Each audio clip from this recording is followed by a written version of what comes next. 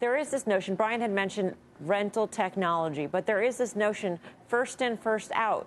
These names have been correcting for about a year, and they're showing signs of life at this point. If you take a look, for instance, at the ARK Innovation ETF, what do you think?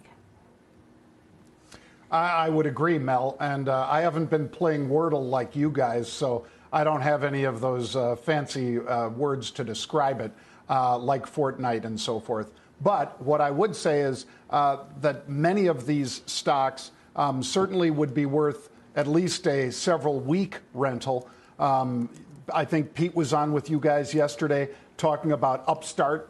That's one of those fintech plays that, my gosh, it was, sub 110 yesterday. It trades to 139 today.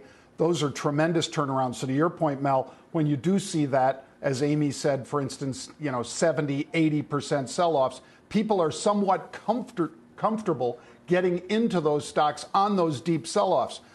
We haven't seen those kind of deep sell-offs in Microsoft and Apple, two of the stocks that Brian was just talking about. But those truly are, with the reoccurring revenue that they produce, with the areas of the economy that really aren't impacted nearly as much by some of the concerns about the ongoing conflict overseas.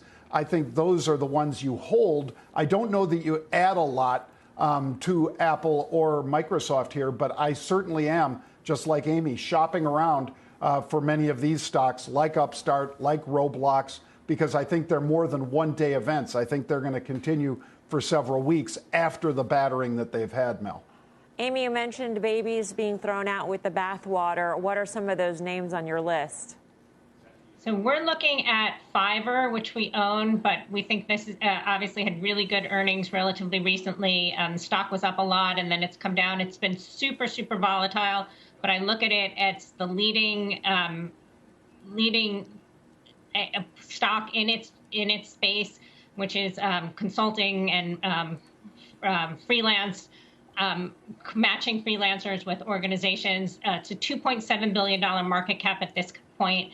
We think it has a lot more to go and a lot of upside from here. Stitch Fix is another name that we're looking at. It hit a 52-week low or all-time low yesterday. It's down over 80%. We think it has a defensible franchise. We like the way that it knows its customers.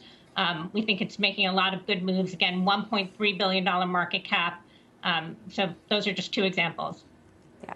Liz, what sectors do you like in this environment? Well, I'll talk to the technology question first. So, I mean, I'm not one to swing in and out of things in a month, although I acknowledge the idea of renting tech for now, and I think that that's fine for traders. I would still be waiting until after the first hike to leg back into tech. I think, again, the anticipation is going to be worse than the event, so we're likely to see a little bit more volatility, up and down days in tech. Wait until after the first hike, leg back in, but back into high-quality tech. If there is such a thing as value tech, that's what I would be legging back into, and the tech that has the fundamentals to support it going forward. So when we think about what you would buy in that environment, you are buying the big cap tech names, and you're buying the stuff that has growth potential, but has earnings momentum behind it. You can no longer hide out in momentum tech names. So I would look at that late March, early April. Hopefully we get some of this rate hike anxiety behind us. I still like financials for the year, and I like dividend payers, because look, if we're going to have to wait out more volatility, you might as well get paid with a dividend while you wait.